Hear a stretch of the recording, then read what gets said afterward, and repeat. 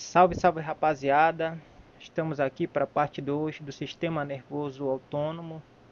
Vamos tratar agora sobre o sistema nervoso autônomo parasimpático, beleza? Dúvidas e sugestões nos comentários e, como sempre, nós vamos colocar a explicação aqui de uma maneira que vai fazer um gancho com a terapêutica, fazendo um alinhavo com a parte da farmacologia, beleza? Então vamos lá. Biossíntese e transmissão colinérgica. Quando a gente fala colinérgico, a gente sempre tem que se lembrar que também estamos falando de parasimpático. Parasimpático. Ou então colinomimético. Colinomimético. Como é que isso acontece? Você vai ter a colina, que você consegue através da membrana celular, ou então através da alimentação. Tá certo? Então a colina você consegue dessas duas formas, seja da alimentação ou através da clivagem da membrana celular. E a partir da acetilcoenzima A, que vem lá do ciclo de Krebs,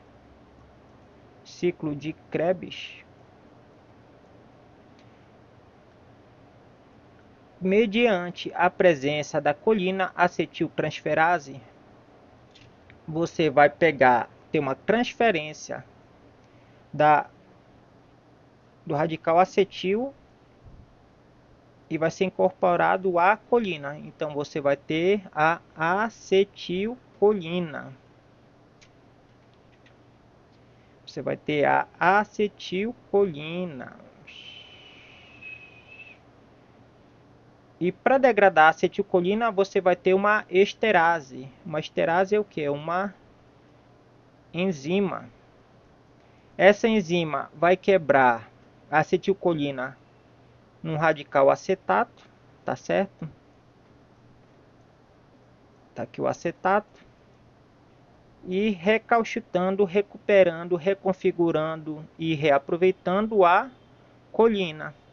Com isso, você não precisa adquirir mais através da alimentação e nem clivagem da membrana celular, poupando energia. Tá certo? Então, o sistema biológico, com o passar da evolução, conseguiu fazer um reaproveitamento, recuperando a colina e recuperando o acetato. Esse acetato vai ser reconfigurado para, em um determinado momento, reconfigurar, ressintetizar, refazer, reproduzir a acetilcoenzima A, que vai participar do ciclo de Krebs. E o ciclo de Krebs a gente já sabe que uma das principais funções dele é a produção de energia. Então veja que tudo começa a se concatenar, se conectar, se ligar, tá certo? Então, a partir da colina, juntando com a acetilcolina, na presença de uma enzima que faz a união destes dois radicais, você tem a fabricação da acetilcolina. Só que a acetilcolina ela não pode ser eterna, ela tem que ser degradada para parar de fazer a sua ação. Então a acetilcolinesterase ela vai ser responsável por essa degradação. E vamos lembrar que a acetilcolinesterase ela é alvo farmacológico para uma série de fármacos que nós vamos falar já já, pelo menos dar uma pincelada, tá certo? Então aqui nesse primeiro slide já fica bem evidente toda a complexidade e emaranhamento das vias metabólicas. Uma simples substância já vai fazendo ligação com outras substâncias e outros compartimentos celulares. Tranquilo? Aqui um terminal colinérgico e como é que ele é processado. Bom, a gente tem a síntese da acetilcolina, que a gente já falou que é a partir da colina, com a acetilcolina, mediante a presença da colina acetiltransferase, você tem a síntese dela. Só que ela é transportada para dentro uma vesícula sináptica, contendo acetilcolina, tá certo? E é uma série de fármacos que pode impedir esse transporte para dentro da vesícula sináptica. Então, a partir disso, você pode ter um esvaziamento dessa membrana, dessa vesícula. E aqui, como sempre, nós temos os canais de cálcio regulados por voltagem. Então, os canais de sódio, canais de cálcio regulados por voltagem, eles vão ter um papel importante, sendo que com essa entrada de cálcio você tem a neurotransmissão. Com essa neurotransmissão, nós temos que ter em mente que a secreção da vesícula sináptica para o espaço sináptico, tá certo? Então, a entrada de cálcio induz a secreção dos neurotransmissores. Se por alguma razão o paciente estiver usando bloqueadores dos canais de cálcio, você vai ter uma diminuição da secreção do neurotransmissor, tá certo? Então, isso não é exclusividade para acetilcolina, mas para neurotransmissão de forma ampla, porque quase todas as liberações de neurotransmissores têm cálcio envolvido, tá certo? Então, isso atinge a neurotransmissão de forma ampla. Agora, da feita que você liberou a acetilcolina no espaço sináptico, o que acontece? Eles vão poder atuar em dois tipos de receptores, que são os receptores metabotrópicos e os receptores ionotrópicos. Aqui, para o caso dos receptores colinérgicos, nós vamos chamar de receptores nicotínicos.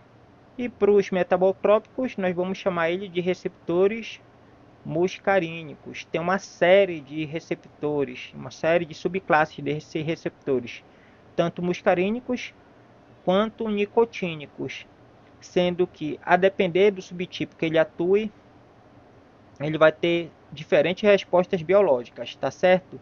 E aqui a enzima responsável para quebrar essa acetilcolina é a acetilcolinesterase, sendo que essa enzima ela é alvo para diversos fármacos, como agentes, não é nem agentes, são chamados carbamatos, tá certo? Que são os inseticidas para matar aquele rato lá que infesta as casas, pesticidas, tá certo? Alguns organos fosforados que você usa para tratar certas colheitas para não dar aquelas pragas e atrapalhar a coleta. Você também usa medicamentos que está relacionado à parte de anestesia. Você também tem certos medicamentos que atacam a acetilcolinesterase, que vai tratar caso de miastemia, que é caso de fraqueza muscular. Então tem uma série de classes que atuam, seja terapeuticamente, seja de forma tóxica, em cima dessa enzima, bloqueando a atividade dele, aumentando esse tempo de ação da acetilcolina. Com isso, tanto os receptores nicotínicos, muscarínicos e nicotínicos vão ser mais ativados, promovendo os seus efeitos biológicos, certo?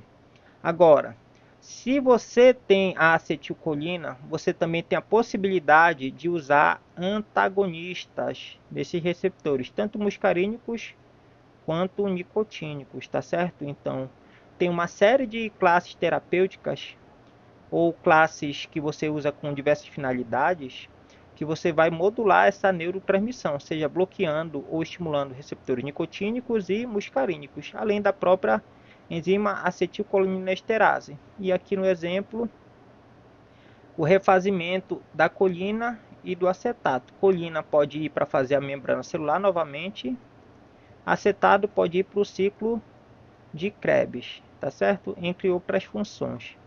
E aqui é um resumozinho do que a gente já falou, etc e tal. Mas no geral é isso que a gente falou aqui no slide, beleza?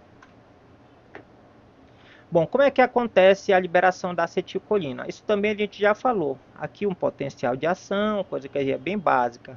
Os limiares, etc e tal, regulado por cálcio, dependendo dos canais de cálcio, regulados por voltagem, eles vão se despolarizando, os limiares vão sendo atingidos, vai sendo feito alastramento através da membrana. A partir disso, você vai ter a liberação da neurotransmissão. O caso que interessa para a gente é a vesícula sináptica. Essa vesícula sináptica está cheia de neurotransmissores. Mas se fosse analisar um gráfico do potencial de ação, nós estaremos analisando essencialmente os canais de sódio e os canais de potássio.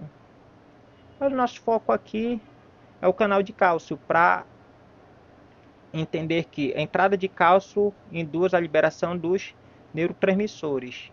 E com esses neurotransmissores se ligando de forma agonista, você tem um influxo na célula pós-sináptica dos íons sódio.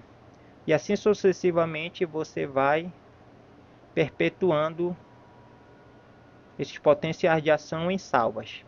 Tranquilo? Alguma dúvida? Já sabe. Comentários, beleza?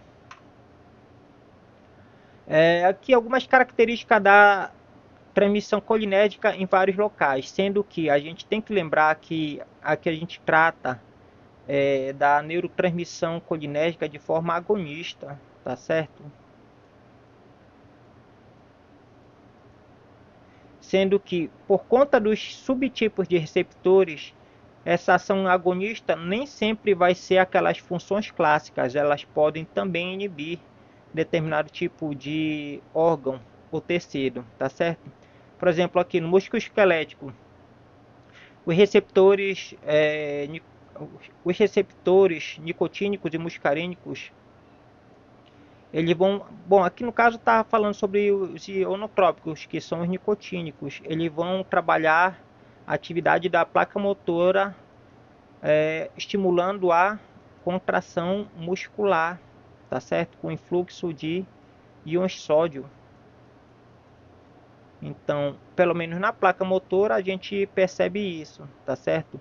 Agora, células efetoras autônomas, você tem receptores metabotrópicos no órgão efetor.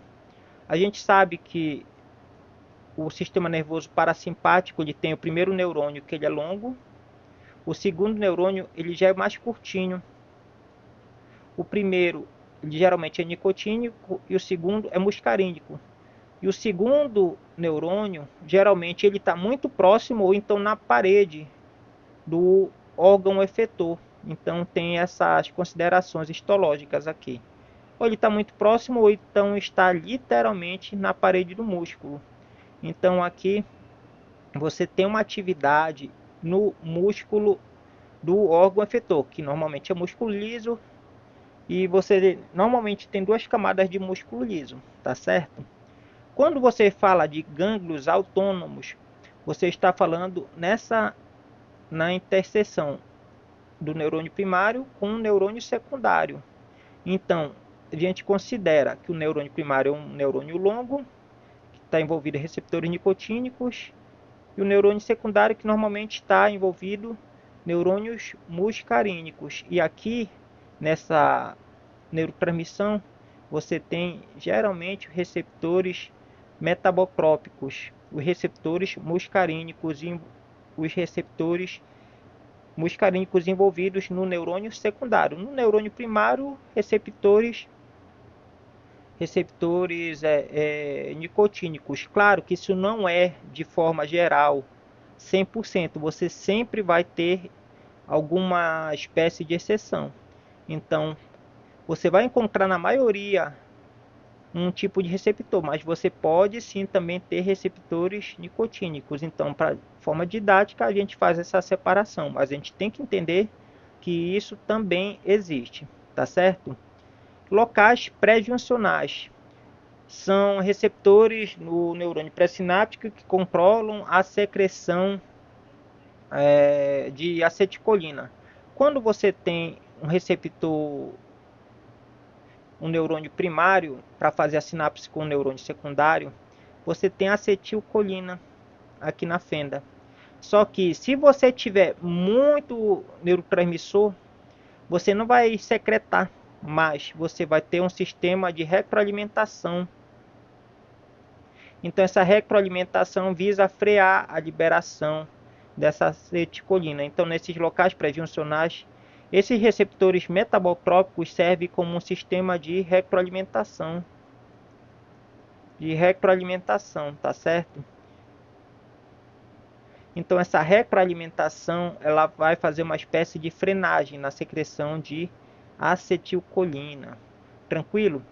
Aqui locais extraneuronais. Neurotransmissores e receptores colinérgicos expressos em locais não neurais com ação pleotrópica. Pleotrópica é ação ampla.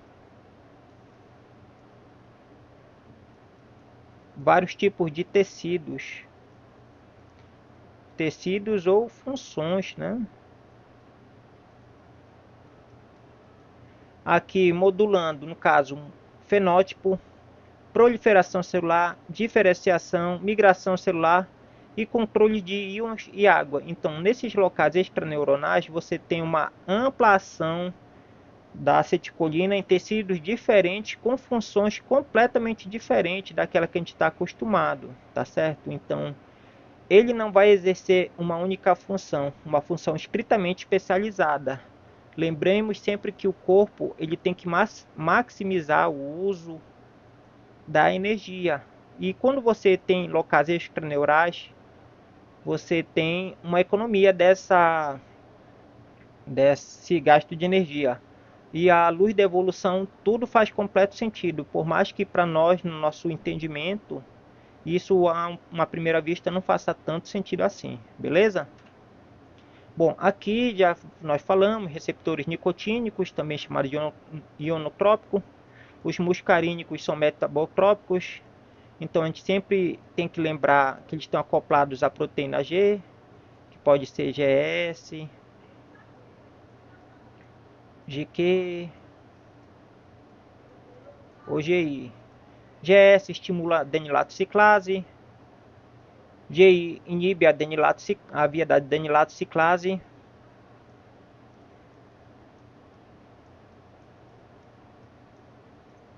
E aqui a GQ está envolvida na sinalização da proteína C sinase, tá certo? Então, para cada tipo de receptor metabotrópico, você tem um tipo de sinalização envolvida, tá certo? Então, isso aí é um conhecimento que a gente precisa lá da biologia celular. Sendo que cada receptor está presente em diferentes tipos de tecidos. Bom, aqui são ações da nicotina e muscarina, ações nicotínicas e muscarínicas da acetilcolina. Isso aqui é feito experimentalmente. Isso aqui foi feito de forma experimental num gato descerebrado. Eles fizeram transecção da medula espinhal e o encéfalo do gato ficou separado, para você não ter a compensação neural das vias superiores para controlar o sistema da pressão sanguínea. Então mantiveram o animal vivo, mas desconectando a medula do animal ao encéfalo dele, tá certo? Então o que acontece aqui? Embaixo nós temos doses de acetilcolina. Nas abscissas, as doses de acetilcolina. Na ordenada, nós temos a pressão sanguínea. Normalmente, quando você tem a aplicação de uma dose de acetilcolina, você tem uma queda na pressão, tá certo? Com o passar do tempo, essa pressão ela vai sendo reconstituída. Essa pressão sanguínea ela é diminuída porque você vai ter um aumento do diâmetro da artéria. Então, normalmente a pressão diminui. Está aqui, ó, diminuindo. Nas ordenadas está diminuindo o valor da pressão arterial. Só que ela reconstitui. Num segundo momento, quando você aplica uma dose maior de acetilcolina, passou de 2 para 50, você observa que a queda na pressão foi maior.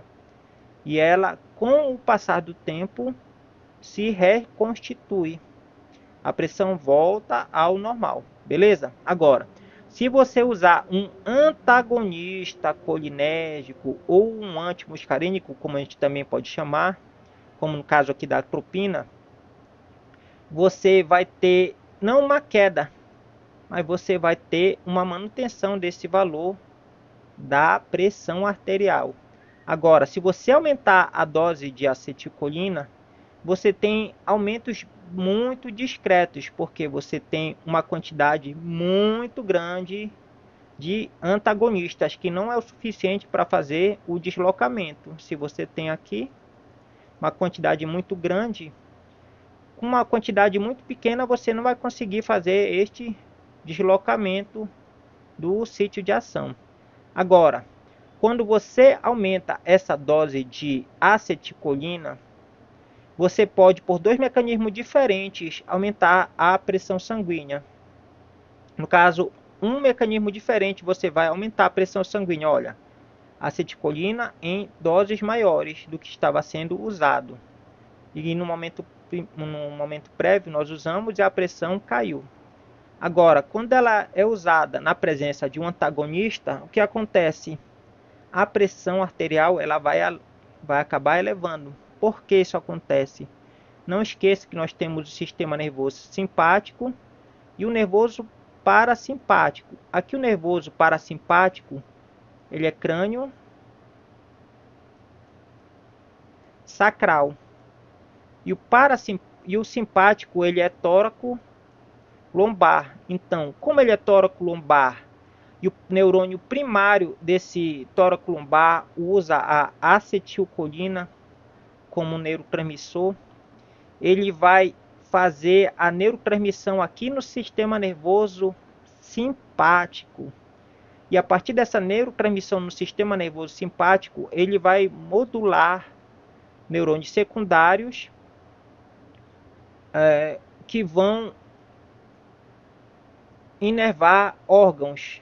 As artérias também são inervadas por órgãos parasimpáticos, só que aqui ele vai liberar não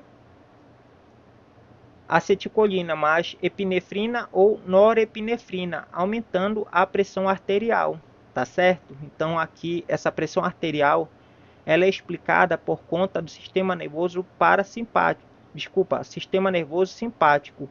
A acetilcolina aumenta a pressão de forma indireta, tá certo? Porque quem vai causar esse aumento de pressão, na verdade, é a epinefrina e a norepinefrina. Só que aqui no gráfico não é mostrado. Mas aqui está a explicação que causa esse efeito biológico. Tranquilo? Alguma dúvida? Deixe nos comentários. Aqui o registro elétrico dessa experimentação. Você tem aqui, em vez da acetilcolina, você tem o agonista como a nicotina. E você vai colocando doses cada vez maiores em intervalos cada vez menores. Em vez de você ter resposta na alteração da voltagem, você tem uma diminuição. Por quê? Você começou a exacerbar a ativação desse sistema, provocando taquifilaxia, que nada mais é do que a tolerância aguda. Você torna o sistema tolerante por exacerbação do uso desse sistema. Você colocou aqui uma dose muito grande de nicotina, que é um agonista colinérgico. E esse agonista colinérgico começou a hiperativar essa via. Só que a hiperativação promove infrarregulação dos receptores nicotínicos. Então você tem uma diminuição da resposta elétrica. Então isso aqui é feito nesse registro elétrico usando aqui gânglios autonômicos. Gânglios autonômicos. Você tem um registro anterior e você tem um registro posterior. Então esses sinais elétricos, olha, observe que eles vão ficando cada vez mais curtos até o fato de diminuir a intensidade desse potencial de ação, tá certo? Em um certo momento ele simplesmente desaparece. E quando você começa a tirar agonismo colinérgico, em um certo momento ele vai acabar voltando. Olha aqui, ó. Depois de 6 minutos, esse registro elétrico ele volta a ser apresentado, tá bom?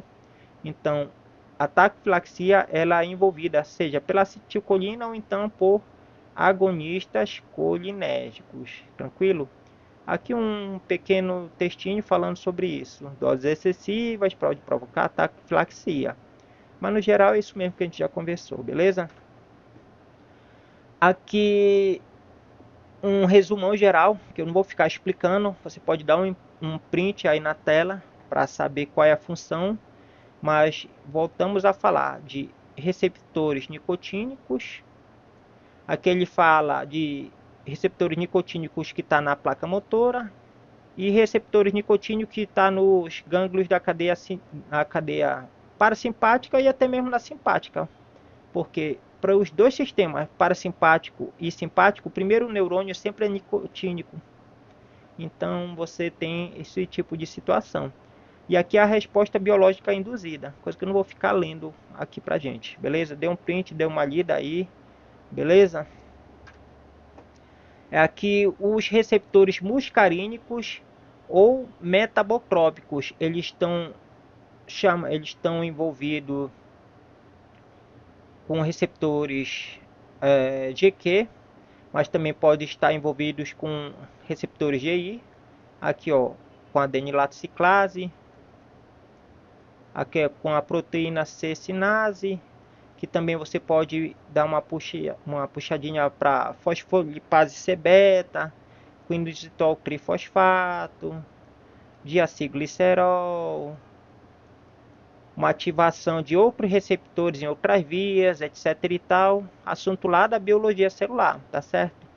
Então dê um print aqui nessa tela também, a gente não vai ficar lendo, mas está aqui a resposta biológica induzida. Então tudo começa a se correlacionar.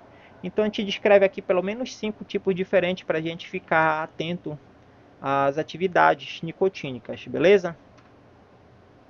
Ó, aqui receptor do tipo 3 ao tipo 5, tá certo? E o tipo de receptor metabotrópico envolvido. Ou ele vai passar pela adenilato ciclase ou então pela fosfolipase C, que vai envolver proteína C, sinase, etc e tal, e coisa que a gente já trabalha. Sendo que os receptores nicotínicos a gente sempre tem que ficar ligado aqui no sistema cardíaco, que por aferências vagais, que é o 10º nervo craniano, ele vai atuar em cima do coração para diminuir a força de contração e a frequência de contração. Ele tem cronopropia negativa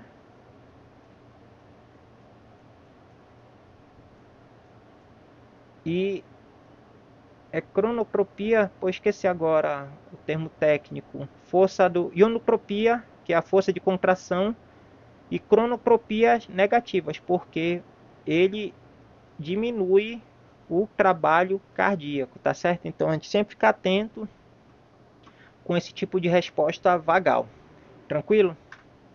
Aqui é a referência que nós usamos e por hora nós damos por encerrado a parte de fisiologia do sistema nervoso autônomo, onde nós já vimos o sistema nervoso autônomo simpático e parasimpático, tá certo? Mais para frente a gente vai resolver bastante exercício a respeito disso, beleza? Dúvidas e comentários aqui embaixo. Peço para você se inscrever, compartilhar e curtir esse vídeo, que isso ajuda a alavancar o alcance do canal e trazer mais pessoas a conhecer esse maravilhoso mundo da fisiologia e da farmacologia, beleza? Até a próxima.